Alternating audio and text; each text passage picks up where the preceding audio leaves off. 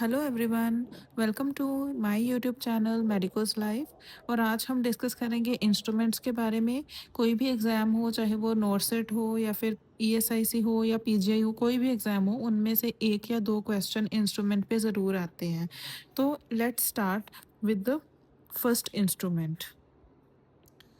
सबसे पहले हम बात करेंगे डाइसेक्टिंग फोर्सेप्स की। डाइसेक्टिंग फोर्सेप्स किस चीज़ के लिए यूज़ होते हैं, इनकी पिक्चर साइड में दी हुई है, ठीक है। For dissecting the blood vessels, nerves और टिश्यू। ठीक है, कोई भी ब्लड वेसल को पकड़ने के लिए, अलग करने के लिए, किसी नर्व को या टिश्यू को अलग करने के लिए यूज़ होता है।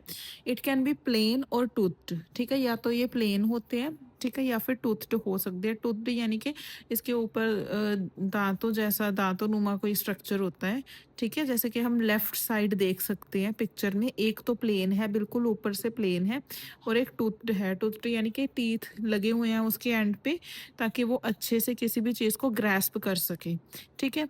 देन नेक्स्ट हमारा, ओके, अगर किसी को कोई दिक्कत आ रही है तो हिंदी में भी लिखा हुआ है ताकि कोई प्रॉब्लम ना हो समझने में।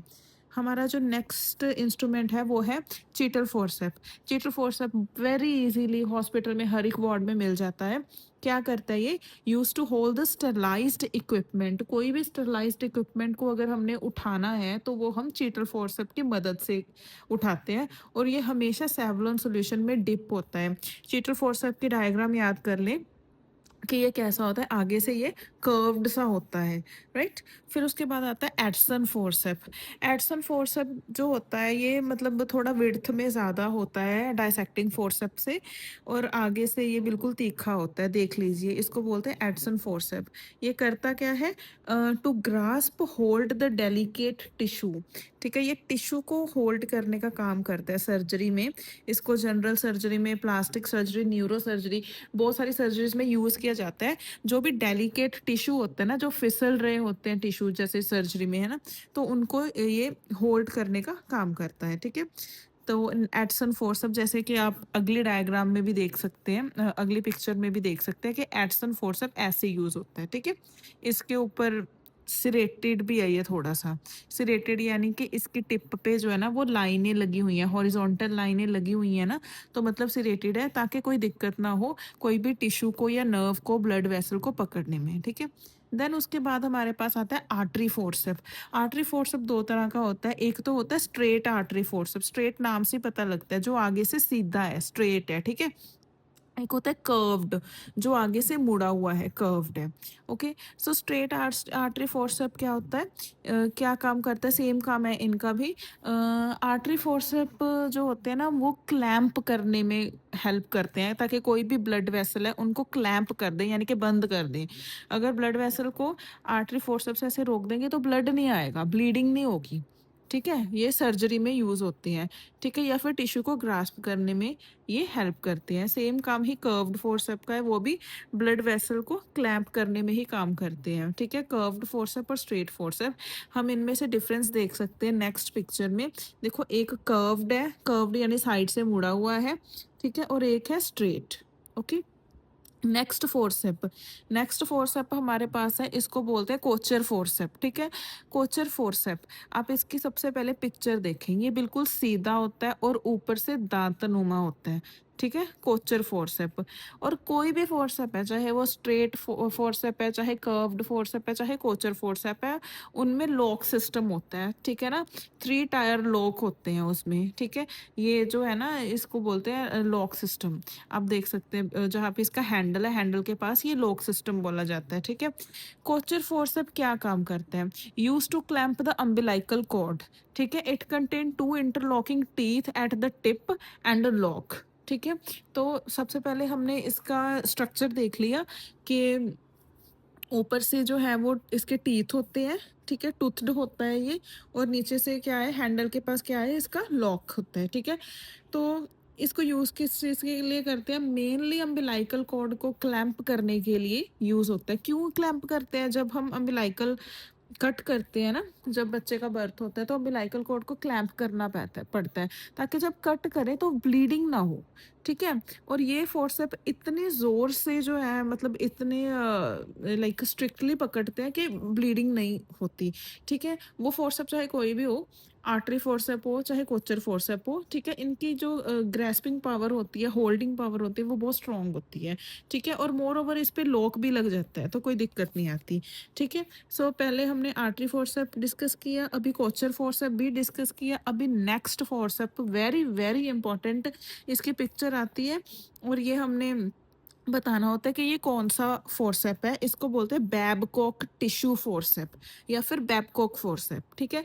बैबकॉक आप बस याद कर लें कि इसका पहले स्ट्रक्चर देखें, ऊपर से राउंड होता है ये, ठीक है? दोनों साइडों से राउंड होते हैं, ऐसे ट्यूब की तरह ऊपर से, और इसके साथ लॉक सिस्टम होता है। Round from the tip and contain lock system used to grasp delicate organs. जो ऑर्गन्स, ठीक है, बहुत ज़्यादा डेलिकेट होते हैं ताकि उनको कोई नुकसान ना हो, ठीक है, कोई पंक्चर ना हो, कुछ कोई परफोरेशन ना हो, तो इसलिए ये ऊपर से बने ही राउंड होते हैं, ठीक है। जैसे फेलोपियन ट्यूब को होल्ड करने के लिए, इंटेस्टाइन को होल्ड करने के लिए, तो उधर बैबकॉक टिश्यू फोर्सेप यूज होता है किसी भी ऑर्गन्स को होल्ड करने के लिए, तो ये वेरियस एब्डोमिनल और गायनेकोलॉजिकल प्रोसीजर्स में यूज होते हैं, राइट। देन नेक्स्ट हमारे पास है sponge holding forcep. Sponge holding नाम से पता चल रहा है कि ये स्पॉन्ज को होल्ड करके रखता है, यानी कि जो कॉटन के स्पॉन्जेस होते हैं, कॉटन स्वैब्स होते हैं, उनको ये होल्ड करके रखता है। ऊपर से देख लिए, ऊपर से ये सर्कुलर होता है, राइट। सर्कुलर, अगर सर्कुलर आता है ऐसे तो मतलब पता चल जाता है कि हाँ जी ये स्पॉन्ज को होल्ड करने के लिए है, और इसके भी लॉक सिस्टम है, यानी कि स्पॉन्ज कॉटन स्वैप को ऊपर इसकी टिप में हम रख सकते हैं और फिर लॉक कर सकते हैं, और आराम से जो है ना वो कॉटन स्वैप को हम यूज़ कर सकते हैं, कोई भी ब्लड एब्जॉर्ब करने के लिए, या कई बार बीटाडीन की पेंटिंग करने के लिए भी यूज़ हो जाता है, ठीक है। ये स्पॉन्ज होल्डर, यानी कि बीटाडीन की पेंटिंग करने के लिए क्या है कि जो ये स्पॉन्ज होल्डर है इसमें हम कॉटन स्वैप रखेंगे और फिर बीटाडीन की पेंटिंग के लिए यूज़ कर लेंगे। मतलब कोई भी एरिया होता है ना जहाँ पे ऑपरेट होना हो या कोई प्रोसीजर होना, तो पहले बीटाडीन की पेंटिंग की जाती है, यानी कि एक स्टेराइल जो है ना फील्ड बनाया जाता है, ठीक है। तो वहाँ पे स्पॉन्ज होल्डर यूज़ होता है। सो स्पॉन्ज होल्डर का काम क्या है? To grasp and hold the sponges और द कॉटन स्वैप्स, ठीक है। आपने इसकी सिर्फ पिक्चर याद करनी है, बाकी सब तो हमें पता ही है, ठीक है, पिक्चर याद करनी है। फिर नेक्स्ट हम चलते हैं अवम फोर्सेप पर। अवम, ठीक है। और ये ना ओवा की तरह ये गोल होते हैं, सर्कुलर होता है, जैसे आप पिक्चर में देख रहे हो ना साइड पे स्पून शेप्ड होते हैं ये, ठीक है। क्या काम करते हैं? It is use to collect the product of conception for removal, ठीक है। ये डीएनसी में यूज होते हैं। डीएनसी में क्या होता है, मतलब जो जैसे किसी का मिसकैरेज हो गया, ठीक है, तो क्या होगा, जो कंसेप्शन का प्रोडक्ट है ना, जो फीटस, ठीक है, अंदर है, तो उसको निकालने में ये हेल्प करते हैं, अवम फोर्सेप, ठीक है, इसके थ्रू ही हम उसको निकालते हैं यूट्रस में से। तो कोई भी मिसकैरेज की मैनेजमेंट करनी है या कोई इनकम्प्लीट अबॉर्शन है, ठीक है, तो उस केस में अवम फोर्सेप यूज होता है, राइट। अवम यानी कि इसका स्पून शेप्ड टिप होती है इसकी, ठीक है। देन नेक्स्ट हमारा है सिम्स स्पेकुलम। सिम्स स्पेकुलम ये गायनेकोलॉजिकल प्रोसीजर्स के लिए मेनली यूज होता है, ठीक है। तो ये एक स्ट्रक्चर है, क्या करता है, इसका मेन फंक्शन है use to retract the posterior vaginal wall, ठीक है। पोस्टीरियर वेजाइनल वॉल को साइड में कर देता है ताकि सर्विक्स अच्छे से दिख सके, ठीक है। और इसके दो फंक्शंस हैं, एक तो अच्छे से सर्विक्स देखता है, ये दिखाता है, ठीक है। Secondly to allow the blood secretions drain easily through it, ठीक है। इसके बीच में ना एक रिज सा बना हुआ है, डूंघाई सी है, ठीक है। साइडों से ये अपलिफ्टेड है, बीच में से ये ग्रूव सा ग्रूव्ड है, ठीक है। तो जब हम इसको यूज़ करते हैं तो कोई भी वेजाइनल सिक्रीशन है या कोई भी ब्लड है, तो इस ग्रूव के थ्रू वो बिन में चला जाता है, ठीक है, यानी कि ड्रेन आउट हो जाता है कोई भी ब्लड है, ठीक है। तो इसके दो फंक्शंस है, वेरी वेरी इंपॉर्टेंट है ये। सिम्स स्पेकुलम बहुत बार आया हुआ है। सबसे पहला फंक्शन है कि ये पोस्टीरियर वेजाइनल वॉल को रिट्रैक्ट करता है ताकि हम क्लियर विजुअलाइजेशन कर सके सर्विक्स की, और सेकेंडली ये ड्रेन आउट करता है कोई भी ब्लड या फिर सिक्रीशंस को, ओके। देन नेक्स्ट हमारा है कस्कोस्पेकुलम। ये भी बहुत इंपॉर्टेंट है और गायनेकोलॉजिकल प्रोसीजर्स के लिए बहुत ज़्यादा यूज़ में आता है कस्कोस्पेकुलम। सो इसकी हमने दो इमेजेस सबसे पहले देखी। जो पहली इमेज है ना उसमें ये बंद है और जो दूसरी इमेज है उसमें ये ओपन किया हुआ है। सो फर्स्ट में क्या होता है, जब हम इसको इंट्रोड्यूस करते हैं ना वेजाइना में तो ये बंद होता है। इंट्रोड्यूस करने के बाद हम इसको ओपन करते हैं जिससे वेजाइना का पासेज वे थोड़ा सा वाइड हो जाता है और हमें आगे का सर्विक्स बहुत आसानी से अच्छी तरह से दिखता है। ठीक है, तो कस्कोस्पेकुलम जो होता है वो क्या होता है, वो विजुअलाइजेशन करवाता है सर्विक्स की। ठीक है, अच्छी विजुअलाइजेशन करवाता है सर्विक्स की और गायनेकोलॉजिकल प्रोसीजर्स में यूज़ होता है। सो हम इसको इंसर्ट जब करते हैं तब उस टाइम पे क्या होता है, ये क्लोज्ड होता है। इंसर्ट करने के बाद हम इसको ओपन करते हैं सो दैट वजाइनल पासेज वे जो है वो थोड़ा सा उसकी विड्थ में इंक्रीज आ जाए और हम क्लियरली सर्विक्स को देख सकें। राइट, देन नीचे भी एक और डायग्राम है ये। ठीक है, इसमें आराम से हम देख रहे हैं सर्विक्स को, तो ऐसे होते हैं। ठीक है, then next uterine sound. Uterine sound भी गायनेकोलॉजिकल प्रोसीजर में ऑब्स्टेट्रिक्स में यूज होता है। ये क्या होता है यूटेराइन साउंड, ये एक इंस्ट्रूमेंट होता है जो कि which is used for detecting the length of the uterus. ठीक है, एक तो यूट्रस की लेंथ को डिटेक्ट करने में ये हेल्प करता है। ठीक है, यानी कि सर्वाइकल ओस से लेके फंडस ऑफ द यूट्रस तक कितना डिस्टेंस है। ठीक है, तो ये उसमें हेल्प करता है, हमें एस्टिमेट मिल जाता है कि कितना डिस्टेंस है और जो फर्दर सर्जिकल प्रोसीजर है फिर वो आराम से उस डिस्टेंस के अकॉर्डिंग ही होता है ताकि किसी भी तरह की कोई परफोरेशन ना हो जाए यूट्रस में। इसलिए यूट्राइन साउंड यूज होता है। राइट, यूट्राइन साउंड एक इंस्ट्रूमेंट है जो कि यूट्रस की लेंथ का एस्टिमेट लगाने के लिए यूज होता है ताकि बाद में जो भी प्रोसीजर है वो हम उस हिसाब से करें और किसी भी तरह की यूट्राइन परफोरेशन ना हो किसी भी इंस्ट्रूमेंट की वजह से। ठीक है, सेकेंडली कोई भी स्ट्रक्चरल एबनॉर्मेलिटी है उसको चेक करने के लिए भी हम यूट्राइन साउंड यूज़ करेंगे। सो लेंथ के लिए, पोजीशन ऑफ द यूट्रस को चेक करने के लिए यूट्राइन साउंड यूज़ होता है। ओके, देन हमारा नेक्स्ट जो इंस्ट्रूमेंट है उसको बोलते हैं एपिजियोटमी सीजर। ठीक है, जो एपिजियोटमिकल जो कट हम देते हैं उस टाइम पे जो सीजर यूज होते हैं उसको एपिजियोटमी सीजर कहते हैं। एक तो ये मतलब थोड़ी सी ना ऊपर से टेढ़ी होती है। ठीक है, सीधी सीजर नहीं होती है, ऊपर से टेढ़ी होती है। ठीक है, और इसका एक ब्लेड ब्लंट होता है, जैसे कि आप ऊपर वाला ब्लेड देखो वो थोड़ा मोटा है, नीचे वाला जो ब्लेड है वो शार्प है। ठीक है, तो देख के पता चल जाता है कि ये एपिजियोटमी वाली सीजर है। नेक्स्ट हमारा जो इंस्ट्रूमेंट है उसको बोलते हैं निडल फोर्सेप। निडल फोर्सेप जो होता है वो किस चीज़ के लिए यूज़ होता है, ये एक फोर्सेप है, ये एक निडल होल्डर का काम करता है। ठीक है ना, इस फोर्सेप में क्या होता है कि हम सूचर वाली निडल जो है वो लगाते हैं, सूचर्स इसमें फिक्स करते हैं और फिर आराम से सूचरिंग कर सकते हैं क्योंकि इसमें लॉक सिस्टम भी है। ठीक है, use to hold the suturing needle, contain a groove to get the needle to fit in. ठीक है, आप देख सकते हैं साइड पे ये एक इसका व्यू दिखाया हुआ है जिसमें क्या है, एक ग्रूव है and contain a lock system, और इसके पास एक लॉक सिस्टम भी होता है। ठीक है, नेक्स्ट हमारा इंस्ट्रूमेंट है सर्वाइकल डायलेटर। ठीक है, तो to stretch the cervical canal. ठीक है, सर्वाइकल कैनाल जो होती है उसको स्ट्रेच करने के लिए हम इसको हेगस डायलेटर भी बोलते हैं। तो ये डायलेटर यूज होता है, तो it is used in IUD insertion and gynaecological surgeries. ठीक है, उसमें यूज होते हैं। देन नेक्स्ट हमारा इंस्ट्रूमेंट है पेल्वीमीटर।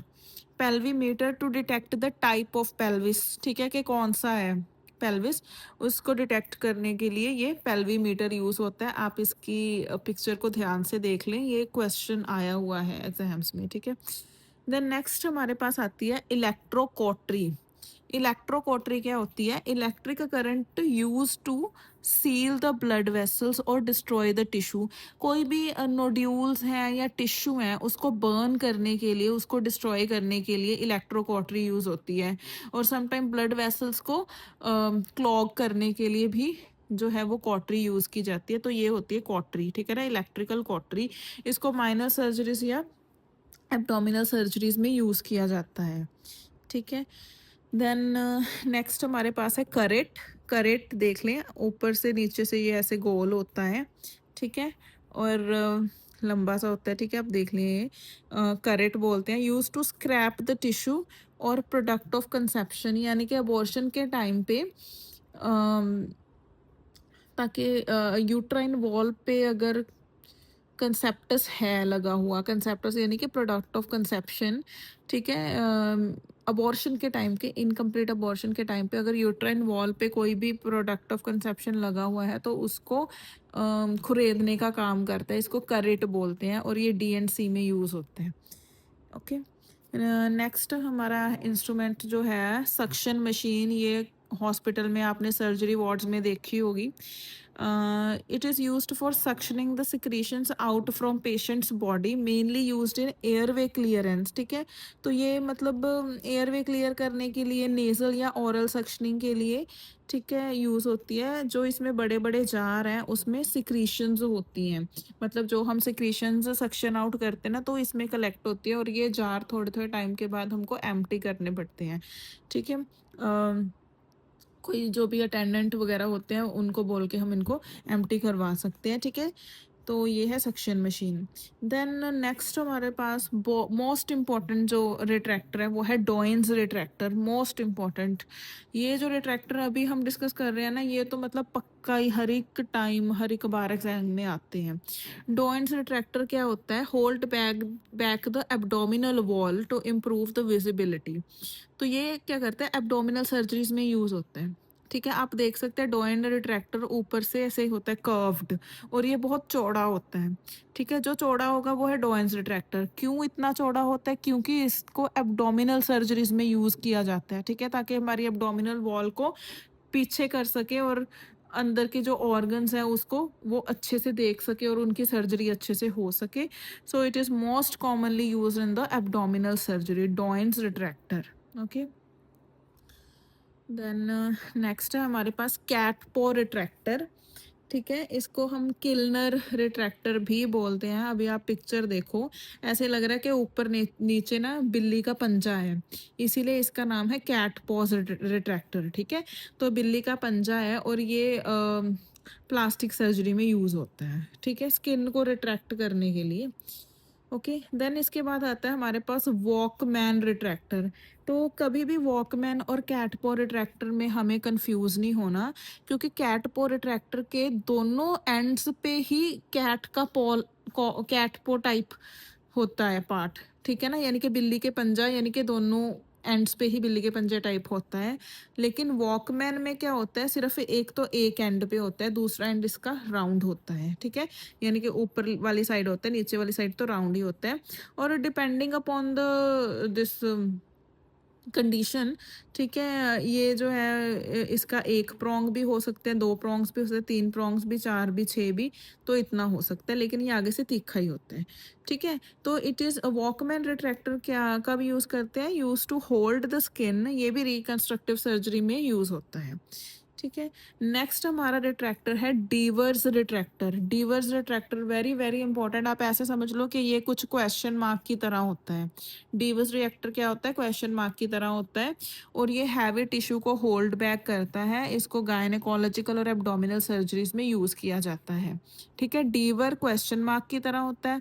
डॉइन जो होता है वो आगे से बहुत चौड़ा होता है और कर्व्ड होता है, अंदर को मुड़ा हुआ होता है, ठीक है। कैट पो रिट्रैक्टर जो होता है उसके बिल्ली के पंजे दोनों तरफ होते हैं, ठीक है। वॉकमैन रिट्रैक्टर यानी कि बिल्ली का पंजा एक तरफ। ओके, देन हम आ गए लैंगन बैक। लैंगन बैक रिट्रैक्टर जो होता है ये भी ऊपर से मतलब एक साइड से कर्व्ड होता है लेकिन स्ट्रेट होता है, ठीक है, स्ट्रेटली कर्व्ड होता है, तो इसको बोलते हैं लैंगन बैक। लैंगन बैक में और डॉयन में कंफ्यूज नहीं होना, डॉयन बहुत चौड़ा है, ये पतला होता है, ठीक है, और इसको सॉफ्ट टिश्यूज मसल्स को होल्ड करने के लिए ही यूज होता है। लैंगन बैक रिट्रैक्टर मतलब वेरियस सर्जरीज में यूज होता है, ठीक है।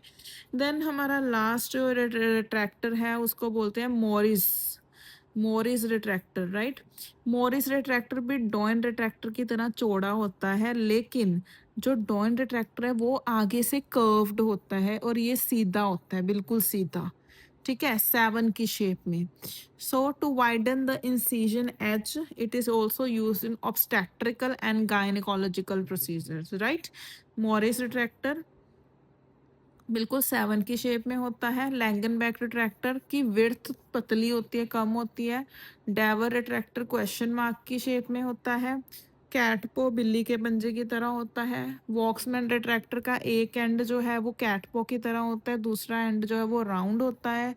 ठीक है। डॉइंस रिट्रैक्टर जो होता है वो बहुत ही चौड़ाई में होता है और आगे से बिल्कुल राउंडली कर्व्ड होता है। ठीक है, तो ये कुछ इंस्ट्रूमेंट्स थे जो कि वेरी वेरी इंपॉर्टेंट है। और इन ये वो इंस्ट्रूमेंट्स हैं जो कि रिपीट होते हैं हर एक एग्जाम में। वीडियो अच्छी लगी तो please like share and subscribe ज़रूर करें। Thank you so much.